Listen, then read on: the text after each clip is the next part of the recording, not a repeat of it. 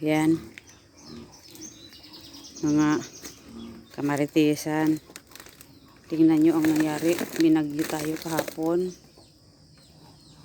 Oh, ayan, kung hindi nakasandal yan sa bahay.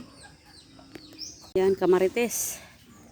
Nag-umpisa nang kaming naglinis. Pero ito palang nalinis namin.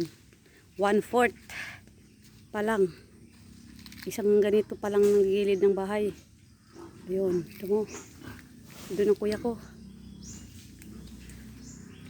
Ayan, oh. Ito palang street na to. Tingnan mo. Ayan, kanya-kanya. Ayun. Doon ako napwesto. Oo. Yung anak ko. Doon naman sa may mangga. Kuya, kain tayo ng itlog. Ayan pa, mga martis, kadami. Ayan. Itlog, Pinoy ang nakain ko. Pinoy, mga kamarites. Ito yung nabasa sa ulan.